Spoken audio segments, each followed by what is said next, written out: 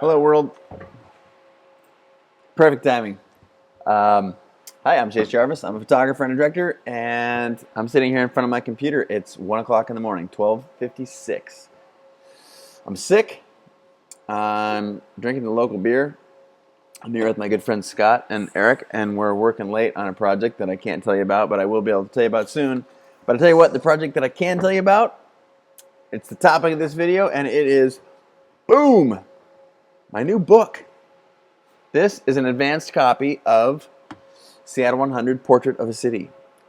It is the culmination of close to 3 years' work, and I'm very excited. And I don't know why I'm doing a little vlog right now.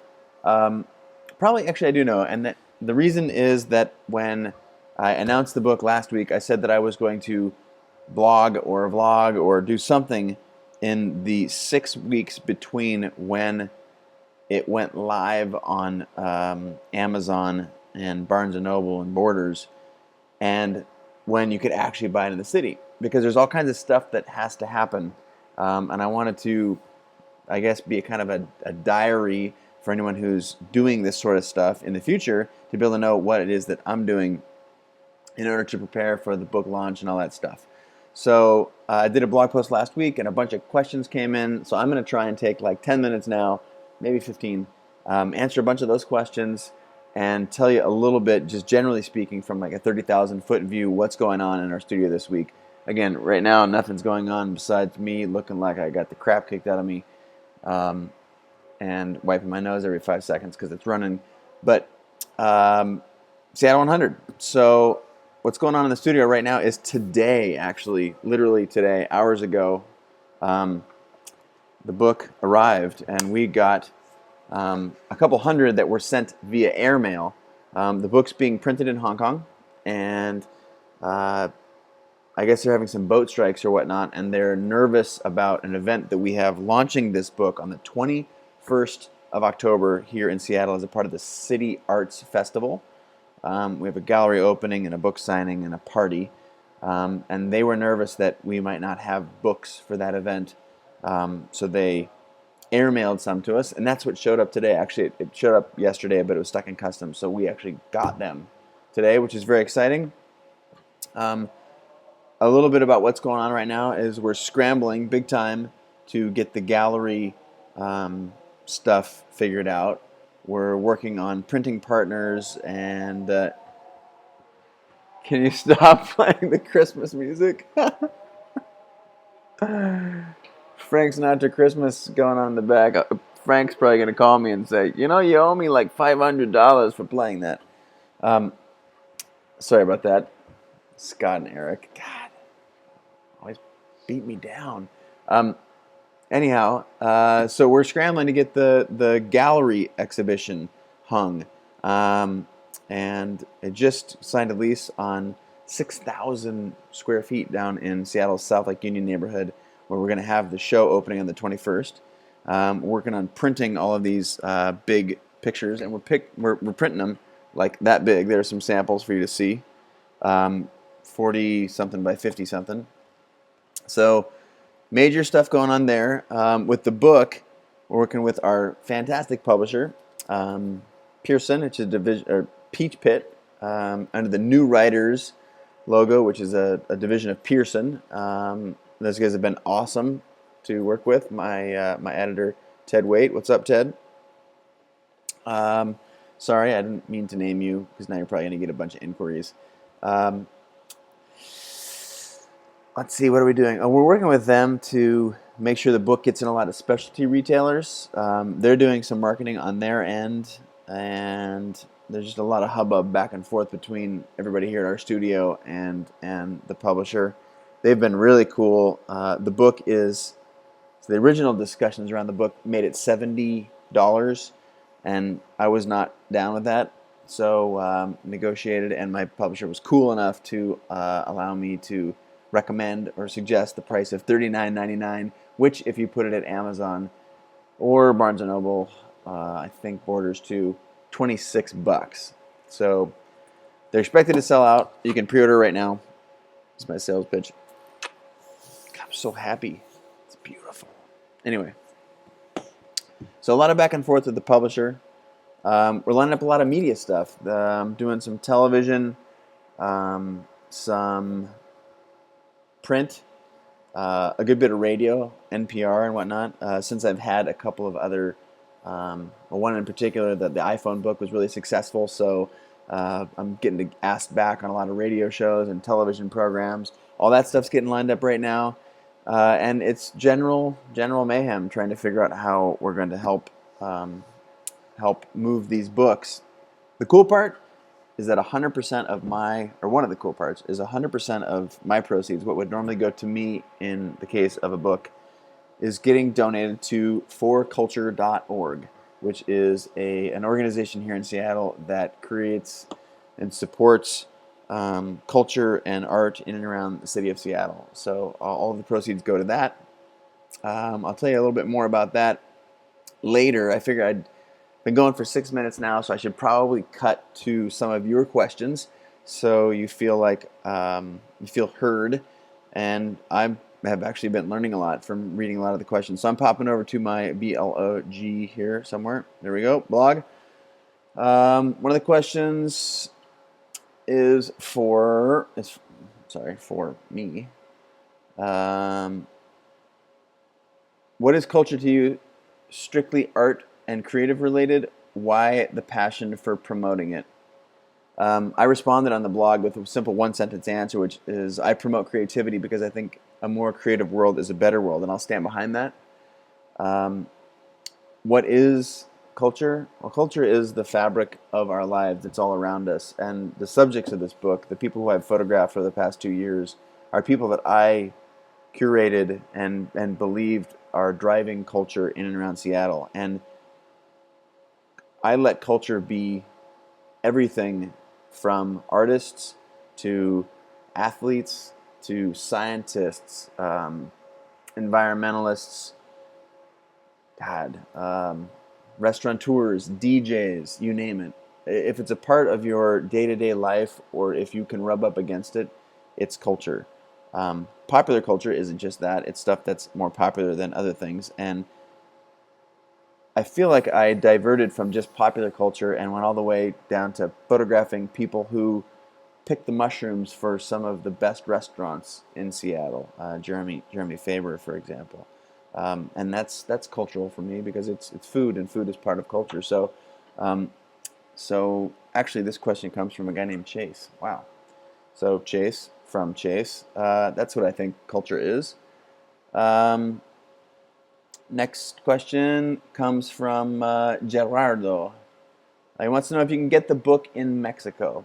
I don't know, but I do know if you open up a browser and you type in Amazon and you hit return, it usually will route you to the closest Amazon mothership or one that will ship to you. Like if you're in Paris and you type in Amazon, it takes you to amazon.fr, which is .france, and you can get it there. I know it's available in the UK and France, and I would think that, I'm not sure who would ship to Mexico, but I know you can get the book down there. So if you have problems, holler at me and we'll get you the book as best we can.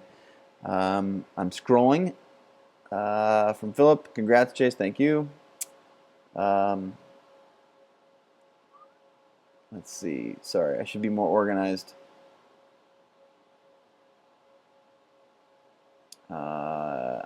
Let's see. Questions. Brian Sullivan. I went to high school with Brian Sullivan. What's up, buddy? Whoosh. Sorry, runny nose. Ugh. Brian Sullivan. Will the gallery opening be at For Culture, which is a great space here, a nonprofit in Seattle, down in Pioneer Square? And the answer is no. The gallery opening on the 21st of Seattle. On the 21st of Seattle. I must need some more beer. On the 21st of October is at I got an additional studio. One's different from this one. It's more rough and beat up. But we're doing a pop-up gallery there, and that is on the 21st of October. The opening starts at 8 p.m. and anybody's welcome. the fire marshal will probably have something to say for how many people are getting in there, but we're going to hang, I think, between 40 and 60 of these 40 by 60 inch prints. So, and that's at downtown. Yeah, I'm not quite sure the address actually because it's brand new. But check it out. Stay tuned in to hear all this stuff. ChaseJarvis.com/blog, Facebook.com/ChaseJarvis, and on Twitter at ChaseJarvis. I'll give you guys the address as it gets closer. That's where it's going to be, not at Fort Culture. Good question, Brian. This question comes from Mike. I'm interested in how you went about finding and choosing your subjects. I'm guessing many were known to you, but what about those who weren't? Amazing question. The short version of how this book got started is that I literally was sitting in my hammock in my backyard here in Green Lake, and most of the work that I do is out in the world in big metropolitan cities where advertising budgets are nice and where guys like me can get good work. And so I don't spend all that much time in my home in Seattle, mostly on the road in the New Yorks and Londons and Tokyos and whatnot. And I wanted to do something that was distinctly Seattle. So I made a list one day of people that I knew that were doing kick-ass stuff in Seattle, friends of mine, people I'd heard of that were just remarkable on a global scale, not just on a local scale. And I've been living here for a while, and I'm reasonably well dialed in. So the people that I was able to scribble on my list were awesome, amazing folks doing great stuff. And those are the people that back up. I originally was writing this list because I wanted to find someone on this list that was this brainstorm to collaborate with on a photo project. After the time it took me to drink one cup of coffee, I realized that the project was the list. So like any good artist, I just started taking pictures before I had a big plan. But in short order, with some help from my homies here at Chase Jarvis Inc. and producers especially, we put this project together, and I immediately started photographing the people that were on that list. But in many ways, this project is co-curated because I reached out to a lot of those people and said, who should I be talking to? And I interviewed tons of people and did a bunch of research, and that actually helped distill the people that are featured in the book here. So there you go, Mike. That's the insight there. Let's see what else I got here.